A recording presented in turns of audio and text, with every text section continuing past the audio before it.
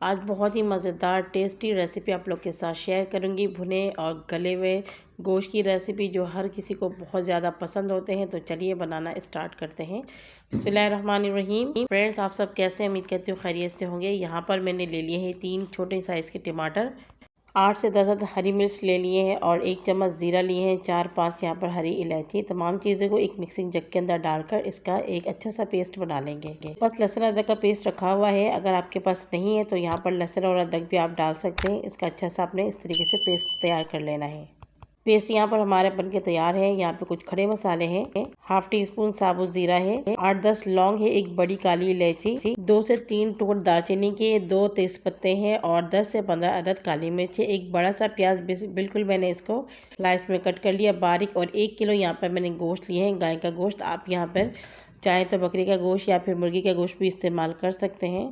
और साथ में मैंने इसमें 2-4 हड्डियाँ भी डलवा लिए थे। तो चलिए इसे बनाना स्टार्ट करते हैं। चूल्हे के ऊपर कढ़ाई रख के इसके अंदर ऑयल शामिल करेंगे। मैं सरसों का ऑयल डाल रही हूँ, आप यहाँ पे कोई सा भी ऑयल डाल सकते हैं, घी में भी बना सकते हैं। सरसों के ऑयल में बनाए तो ऑयल को अच्छे से आपने पहले गर्म कर लेना है। जब झाग बन जाए उसके बाद इसमें से धुआं निकलने के बाद इसके अंदर प्याज शामिल कर दीजिए और फिर इसे मीडियम टू हाई फ्लेम में आप फ्राई कर लीजिए। सरसों को ऑयल को आपने हमेशा ज़्यादा पकाना होता है, वरना इसके जो स्मेल होता है आखिर तक ख़त्म नहीं होता है और इसमें बहुत ही अच्छा सालन तैयार होता है।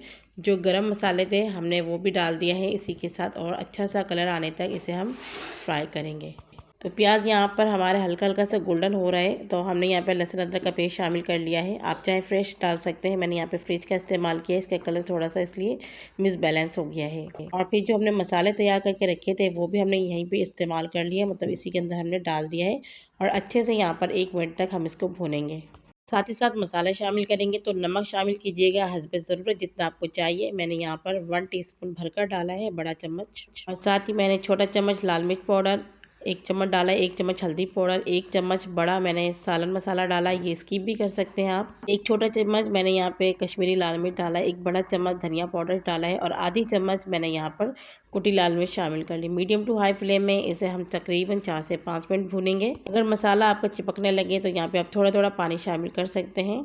मसाले बहुत ही जल्दी हमारे भुन जाएंगे क्योंकि हमने यहाँ पर टमाटर वगैरह बिल्कुल पेस्ट बना के डाला हुआ है। तो यहाँ पे देखें तकरीबन थोड़ा सा मैंने यहाँ पे पानी डाला है, 1 टेबल स्पून जितना। और ऐसे ही करके हम इसे 4-5 मिनट भून लेंगे। तो यहाँ पे मसाले अच्छे से भुन चुके हैं। हमने यहाँ पे गोश्त शामिल कर लिया है और यहाँ पर फ्लेम को हाई करके तकरीबन 4-5 मिनट हम गोश्त को भूनेंगे ताकि गोश्त का जो एक कच्चापन होता है, उसकी अपनी स्मेल होती है, वो भी ख़त्म हो जाए। तो फ्रेंड, बहुत ही मज़ेदार बनने वाली है रेसिपी। आप लोग जल्दी से लाइक कर लीजिए और मेरे चैनल में नए हैं तो प्लीज़ सब्सक्राइब भी कर लीजिए और बेल आइकन को ज़रूर प्रेस कीजिएगा, उससे मेरी तमाम वीडियो की नोटिफिकेशन आप तक पहुंचेंगे। यहाँ पे गोश्त को मैं तकरीबन 4-5 मिनट भून चुकी हूँ और इसके बाद यहाँ पे गलाने के लिए पानी शामिल करूँगी। यहाँ पे मैं 1.5 गिलास पानी इस्तेमाल कर रही हूँ। और यहाँ पर डिपेंड भी करते हैं गोश्त के ऊपर कि कहाँ के गोश्त गलते भी हैं, कहीं की गलते भी नहीं। हमारे यहाँ के गोश्त बहुत जल्दी कुक हो जाते हैं। तो फ्रेंड्स, इसे हम मीडियम टू लो फ्लेम में कवर करके रखेंगे 40-50 मिनट तक। तकरीबन 55 मिनट हो चुके हैं। यहाँ पर मैंने एक बार बीच में सालन को हिला भी लिया था और माशाल्लाह बहुत ही ज़बरदस्त कलर आप देख सकते हैं, तरी ऊपर आ चुके हैं। अगर आप इसे कुकर में बना रहे हैं तो इसे 20 से 25 मिनट आप प्रेशर दीजिएगा। मैं इसे आम कढ़ाई में बना रही हूँ तो इसलिए मैंने यहाँ पे 50 मिनट तक इसको मैंने गलाया है। अब यहाँ पे चेक करती हूँ तो ये देखिए गोश्त हमारे अच्छे से गल चुके हैं, हाथों से भी टूट चुके हैं। अगर इससे ज़्यादा गले हुए गोश्त आप पसंद करते हैं तो 15-20 मिनट इसे मीडियम टू फ्लेम में दोबारा से आप कवर करके रख दीजिएगा। अपने हिसाब से गोश्त को उतार लीजिएगा। गोश्त को यहाँ पे फिर मैंने 1 से 2 minute medium to high flame करके इसको भून लिया। इसके अंदर जितना भी पानी वगैरह थे सारे खुश्क हो गए।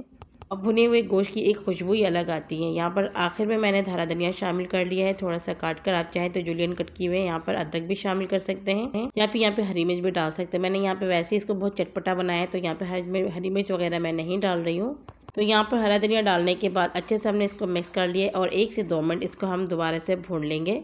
फ्रेंड्स, यहाँ पे बहुत ही मज़ेदार तैयार हो चुकी है रेसिपी। चूल्हे की फ्लेम को हमने यहाँ पर ऑफ कर लिया है और इसे हम डिश आउट कर रहे हैं। तो आप इसका लुक देख सकते हैं, माशाल्लाह बहुत ही ज़बरदस्त चिपके हुए मसालों के साथ गोश्त है और बहुत ही टेस्टी और बहुत ही जायकेदार बनी है और बहुत ही ज़बरदस्त। ये देखिए कितने अच्छे से ये गले हुए गोश्त तैयार हुए। तो आप लोग भी ज़रूर इस रेसिपी को ट्राई कीजिएगा और रेसिपी अच्छी लगी है तो प्लीज़ अपनी कीमती राय का ज़रूर इजहार कीजिए कमेंट बॉक्स में जाकर।